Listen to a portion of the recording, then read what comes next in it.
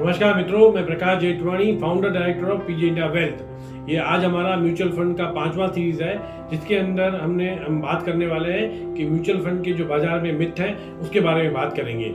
लेकिन ये वीडियो शुरू करने से पहले हम बात करेंगे कि पहले 4 वीडियो में हमने क्या क्या सीखा। पहला पॉइंट सीखा कि म्यूचुअल फंड के बेसिक्स क्या है। दूसरे वीडियो में हमने ये सीखा कि म्यूचुअल फंड का बेसिक फंड मैनेजमेंट कैसे होता है। तीसरा वीडियो में हमने सीखा कि म्यूचुअल फंड के एडवांटेजेस क्या है।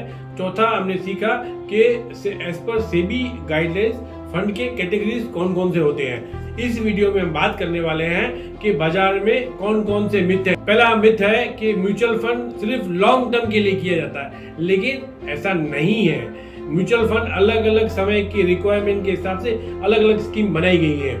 जैसे किसी निवेशक को या किसी कंपनी को अगर एक हफ्ते के लिए निवेश करना है तो ओवरनाइट फंड या लिक्विड फंड में वो निवेश कर सकता है। अगर किसी को और उसके ज़्यादा समय के लिए निवेश करना है तो अल्ट्रा शॉर्ट टर्म फंड जो 2 से 3 महीने के लिए फंड होते हैं। उसके बाद शॉर्ट टर्म फंड जिसमें निवेश 6 महीने के ऊपर का होता है। उसके बाद लॉन्ग टर्म डेट और क्रेडिट रिस्क फंड जिसके अंदर 1.5 साल से लेके 3 साल तक के लिए निवेश किया जाता है। उसके बाद इक्विटी के लॉन्ग टर्म के इन्वेस्टमेंट आते हैं जिसके अंदर लंबे समय के लिए निवेश किया जाता है।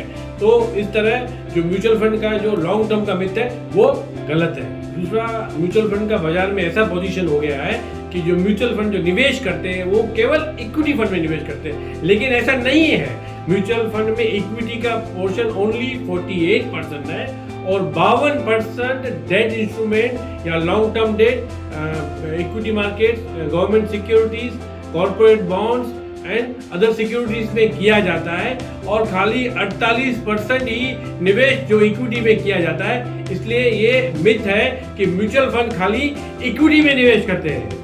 तीसरा मिथ बाजार में ये है कि म्यूचुअल फंड निवेश करने के लिए डीमेट अकाउंट की जरूरत है, लेकिन ऐसा नहीं है। अगर आपको निवेश करना है तो विदाउट डीमेट भी आप निवेश कर सकते हैं। जो लोग डीमेट में म्यूचुअल फंड रखना चाहते हैं उनके लिए एक ऑप्शन है, लेकिन अगर आपको डीमेट में नहीं रखना है और आपके पास डीमेट अकाउंट नहीं है तो भी आप म्यूचुअल फंड में निवेश कर सकते हैं। इसका एक फायदा क्या है कि अगर आपके पास डीमेट अकाउंट नहीं है और आपको निवेश करना है तो आप निवेश भी कर सकते हैं तथा आपको डीमेट के कोई चार्जेस साल के नहीं देने पड़ते हैं। और दूसरी बात है कि आपको ट्रांजेक्शन अगर डीमेट में आसान होता है, लेकिन ऐसा कुछ नहीं है। अगर आपके म्यूचुअल फंड फिजिकल में भी है तो भी आप उसके अंदर ऑनलाइन ट्रांजेक्शन कर सकते हो, ले सकते हो, खरीद सकते हो, बेच सकते हो एंड ऑनलाइन आप देख सकते हो। अब हम बात करते हैं चौथे मिथ की कि जिस म्यूचुअल फंड की एनएवी बहुत बढ़ गई है तो उसमें निवेश नहीं करना चाहिए। लेकिन जो एनएवी होती है वो जो भी उसके अंदर स्टॉक्स होते हैं उसका एवरेज वैल्यू होती है। लेकिन हम क्या समझते हैं कि स्टॉक का प्राइस बढ़ गया है तो इस म्यूचुअल फंड की एनएवी बढ़ गई तो उसमें हमको निवेश नहीं करना चाहिए, लेकिन ये मिथ है। लेकिन आपके पास जिस पोर्टफोलियो के अंदर स्टॉक्स पड़े हुए हैं उनका जो वैल्यू है उनका एवरेज प्राइस निकाल के एनएवी निकाली जाती है। तो इसलिए अगर किसी की प्राइस बढ़ गई है तो ऐसा नहीं है कि आप उसमें निवेश नहीं कर सकते हैं, आप भी उसके अंदर भी निवेश कर सकते हैं। वो उसमें भी आपको अच्छी परफॉर्मेंस मिलने की पूरी संभावना है।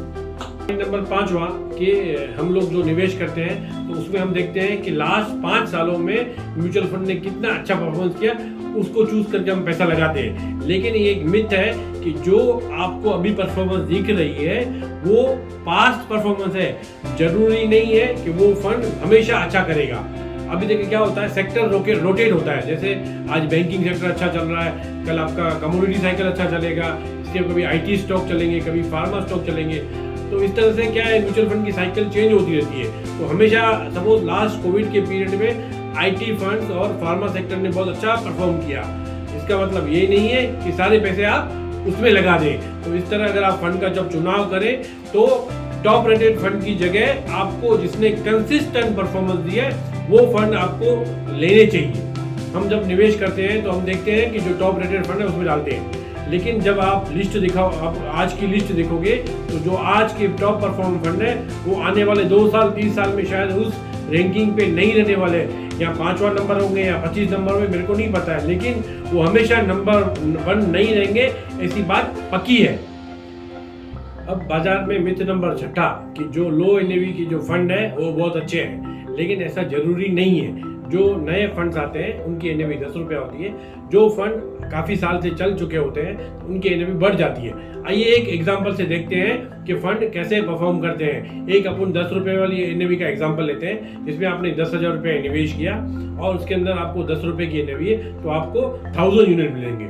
दूसरा हम एग्जांपल लेते हैं, सेम कैटेगरी का फंड लेते हैं जिसकी एनएवी 100 रुपया है और हमने 10,000 रुपये डाला तो हमको 100 यूनिट मिले। अब दोनों का एनएवी अलग अलग है, एक का एनएवी 10 रुपया है और एक का एनएवी 100 रुपया है, लेकिन दोनों के स्टॉक सेम है। अगर दोनों के अंदर स्टॉक के प्राइस 10% बढ़े तो आपके दोनों फंड के रिटर्न सेम होंगे।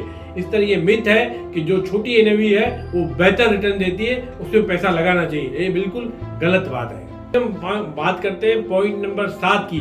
वो सबसे बड़ा इंपॉर्टेंट पॉइंट है कि म्यूचुअल फंड में निवेश करने के लिए बहुत बड़ा पैसा चाहिए, लेकिन ऐसा नहीं है। म्यूचुअल फंड रिटेल निवेशक और बड़े निवेशक सबके लिए बनाया गया है। जैसे आप रिकरिंग में 500 रुपए से आप रिकरिंग का खाता खोल सकते हो, वैसे आप 1000 रुपए की एनएवी से अपना निवेश शुरू कर सकते हैं। और जिनको बड़ा पैसा लगाना है वो बड़ा पैसा लगाए, लेकिन म्यूचुअल फंड आम आदमी के लिए बनाया गया है और रिटेल निवेशक अपनी 1000 रुपए से शुरुआत करके अपना निवेश कर सकता है। दूसरा एक मिथ है कि म्यूचुअल फंड में निवेश करने के लिए बहुत सारी एक्सपर्टीज की जरूरत है, लेकिन ऐसा जरूरी नहीं है। म्यूचुअल फंड की एक्सपर्टीज को हम थोड़ा ध्यान से समझने की कोशिश करते हैं। जैसे हम किसी डॉक्टर के पास इलाज कराने जाते हैं तो डॉक्टर ने 20-25 साल पढ़ाई की होती है और उसके अनुभव से, उसकी सूझबूझ से वो आपकी बीमारी का इलाज डायग्नोसिस करता है और उसका प्रिस्क्रिप्शन लिख के उसका इलाज करता है। वैसे ही म्यूचुअल फंड के एक्सपर्ट होते हैं जिनको 10-15 साल का निवेश का एक्सपीरियंस होता है, वो अपनी एक्सपर्टीज यूज करके आपका पैसा निवेश करते हैं। इसलिए ये जो 2 मिथ है कि बड़ा पैसा होना चाहिए और बहुत एक्सपर्टीज चाहिए, ये बिल्कुल गलत बात है। तो मेरे प्यारे निवेशक, आज हमने देखा कि बाजार में जो मिथ चल रही है वो बिल्कुल गलत है। अगर आपको अपना म्यूचुअल फंड निवेश करना है तो आपका जो फंड का जो आप कितने समय के लिए निवेश करना है और आपको आपका फाइनेंशियल गोल क्या है, उसके हिसाब से आपकी स्कीम का चुनाव करना चाहिए। स्कीम का चुनाव करने के लिए आपको एक्सपीरियंस डिस्ट्रीब्यूटर के साथ काम करना चाहिए ताकि आप गलत डिसीजन न लें और आपका पैसा सलामत रहे। ये हमारा प्रयास रहेगा। जय हिंद।